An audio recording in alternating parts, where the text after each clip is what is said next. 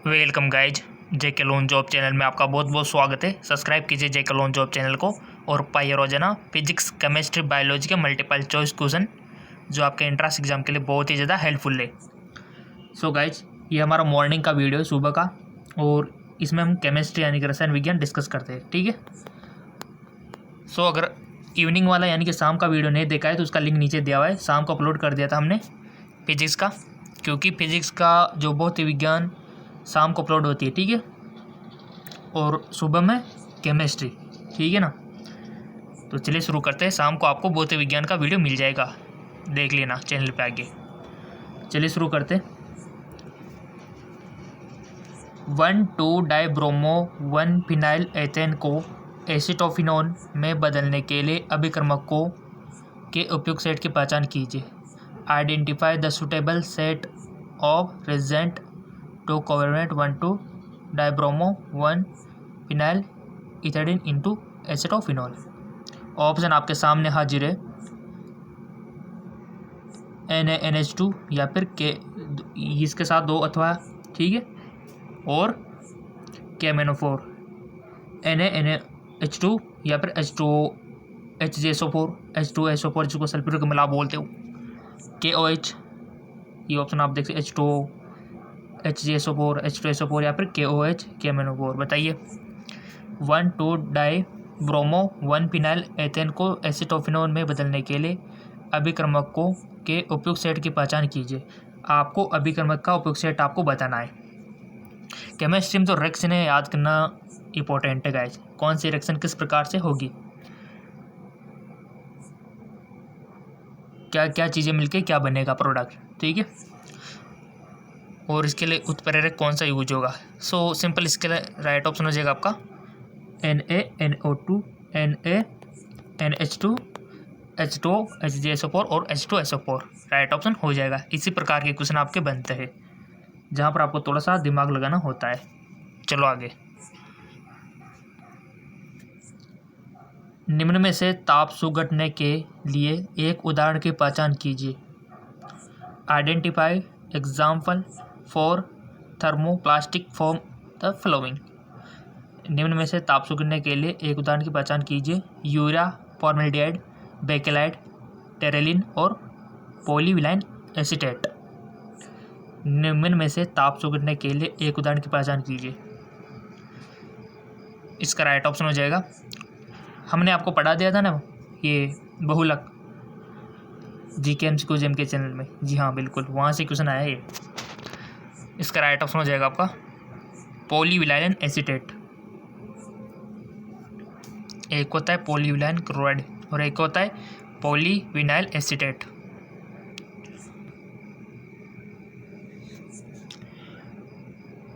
निम्नतम द्विध्रुव आघूर्ण वाले यौगिकों को पहचानिए। Identify the compound with the largest dipole moment. Option आपके सामने हाजिर है। CH triple bond C CH2 CH3 या फिर CH3 C triple bond C CH3 या फिर CH triple bond C single bond इसमें CH डबल बॉन्ड CH2। निम्नतम द्विध्रुव आघूर्ण वाले यौगिक की पहचान करनी है डाइपोल मोमेंट जिसका लेस हो। ठीक है। ये द्विध्रुव आघूर्ण पूछ लिया जाता है बहुत सी बार, इसका थोड़ा सा ख्याल रखना। अगर ख्याल नहीं रखोगे तो बुरा मान जाएगा और आपके मार्किंग माइनस हो सकती है। ठीक है। वैसे माइनस तो नहीं हो सकती, बट नंबर कम ही आएंगे अगर आप इसको करोगे नहीं तो। इसका राइट ऑप्शन हो जाएगा आपका ऑप्शन सेकेंड। ठीक है। चलो जी आगे। पेट्रोलियम उत्पादों के उपयोग के संबंध में निम्न में से कौन सा कथन गलत है। यानी कि आपको पेट्रोलियम उत्पादों की जानकारी होनी चाहिए, तभी तो आप बता पाओगे कि ये चीज़ गलत है। ठीक है। Which among the following statement incorrect regarding the use of petroleum product. मोटरों में ईंधन के रूप में गैसोलीन का उपयोग किया जाता है। घरेलू प्रयोजन के लिए ईंधन के रूप में लिक्विड ऑयल का उपयोग किया जाता है। केरोसिन का उपयोग ईंधन के रूप में किया जाता है।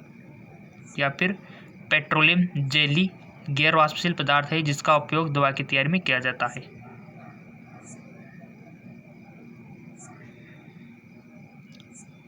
कौन सी बात गलत है, उस पर टिक आपको लगाना है। 3 तो सही है, एक गलते हुए आपको बताना है।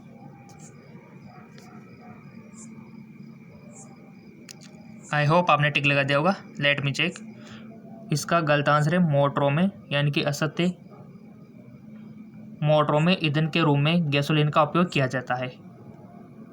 मोटरों में ईंधन के रूप में गैसोलीन का प्रयोग किया जाता है।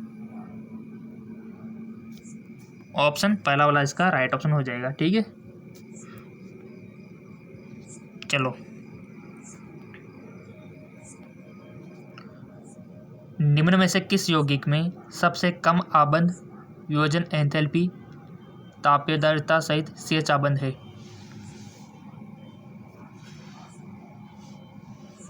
क्वेश्चन आपके 11th 12th से आएंगे, ज़्यादातर 12th के। ठीक है, और ये जो क्वेश्चन हमने बनाए ये भी 12th लेवल के 11th लेवल के ही है, और NCERT बुक से बनाना पड़ता है गाइस, बहुत दिमाग लगा के। सो इसका राइट ऑप्शन हो जाएगा। पहले क्वेश्चन देख लो। निम्न में से किस यौगिक में सबसे कम आबंध वियोजन एंथैल्पी तापीयदार्यता सहित CH आबंध है? 2 डाइमिथाइल प्रोपेन, बेंजीन, एनपेंटेन, टोलुइन।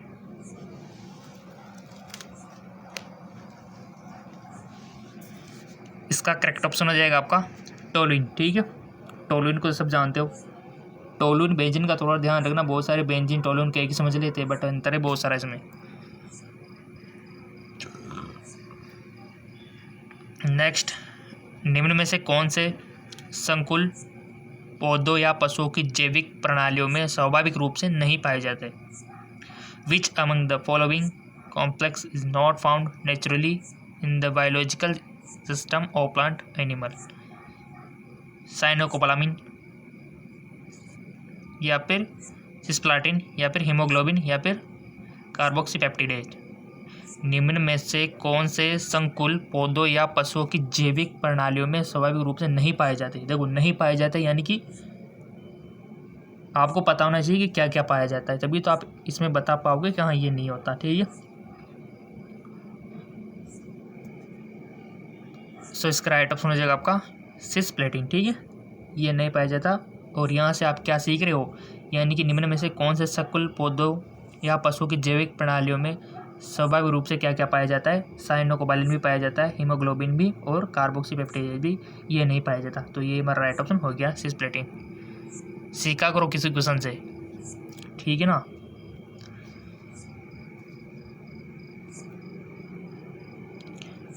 निम्न में से किस सम्मिश्रण में उच्चतम विद्युत चालकता होगी?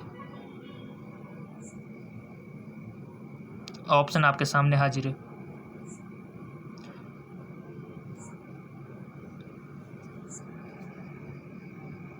टिक लगा दिया होगा आपने। निम्न में से किस संकुल में उच्चतम विद्युतीय चालकता होगी? इसका राइट ऑप्शन हो जाएगा आपका प्लेटिनम NH3 6Cl4। ठीक है,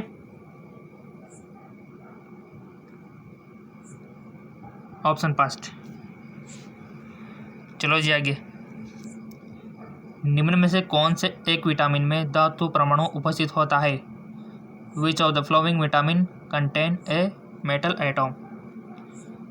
riboflavin, vitamin A, vitamin C, vitamin B12। देखो, हमने आपको जो पढ़ाया था ना GK MCQs MK चैनल और RVHS MK चैनल पे, विटामिन से बता दो तो फिर किसमें धातु परमाणु उपस्थित होता है?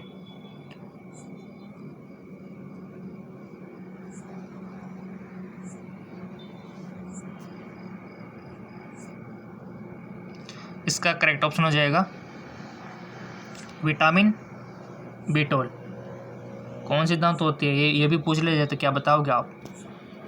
भाई आपने बता दिया कि विटामिन में धातु परमाणु तो विटामिन B12 में होती है धातु, बट कौन सी होती है? कोबाल्ट। ठीक है, याद रखना।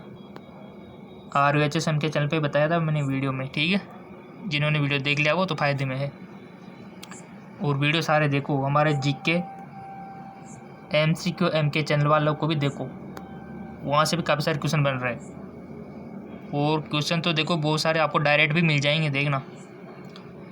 चलो आगे। विटामिन B12 हो गया इसमें, जिसमें धातु पाई जाती है। निम्न में से कौन सा वास्तविक विलयन का एक उदाहरण है? Which of the flowing example of drift solution?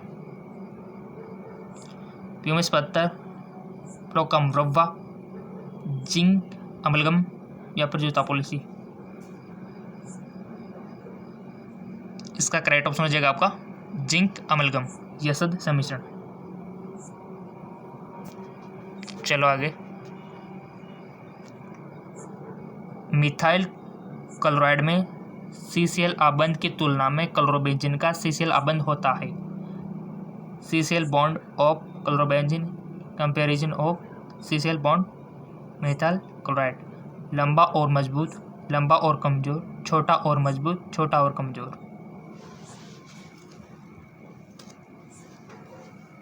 इसका राइट ऑप्शन हो जाएगा आपका छोटा और मजबूत।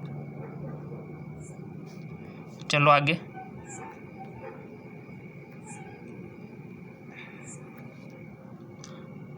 M धातु 5.5 एंगस्ट्रम की कोर लंबाई वाले एक FCC प्लग केंद्रित घन जालक में क्रिस्टल बनाती है। धातु के घनत्व की गणना कीजिए यदि इनमें 0.3% फ्रैंकल 2 से दिया गया है। M का मोलर द्रव्यमान 40 ग्राम पर मोल।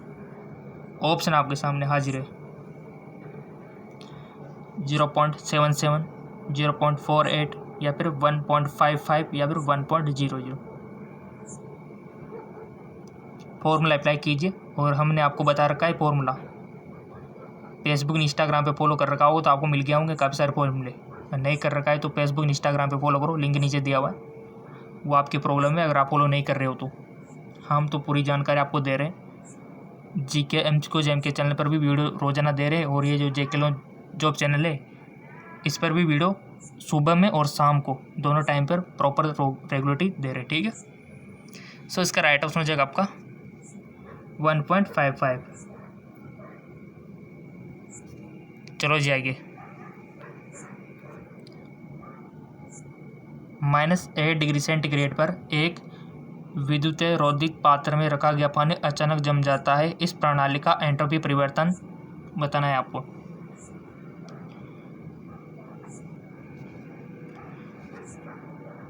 पूर्व अनुमानित नहीं किया जा सकता, बढ़ता है, शून्य हो जाता है, घटता है। इसका करेक्ट ऑप्शन हो जाएगा आपका शून्य हो जाता है, ठीक है। चलो जी आगे। एक कोलाइडी विलयन में परिलक्षित कणों का आमाप होता है 1000 नैनोमीटर या फिर 1 नैनोमीटर से कम, 1 नैनोमीटर और 100 नैनोमीटर के बीच या फिर 1 नैनोमीटर और 1000 नैनोमीटर के बीच।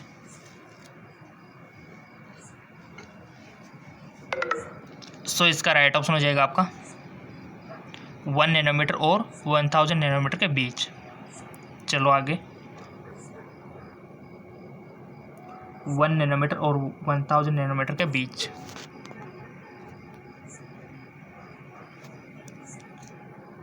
कार्बनिक क्लोरो यौगिक जो पूर्ण विन्यासित प्रतिलोपन दर्शाता है। The organic chloro compound which show complete stereochemical inversion. CCl3, CH3Cl, C6H5Cl या फिर C2H52CHCl या फिर CH3CH3 या फिर CCl। सिंपल सी बात है, प्रतिलोम दर्शाएगा कौन दर्शाएगा? CH3Cl ये दर्शाएगा और ये यहाँ पर दिया हुआ है।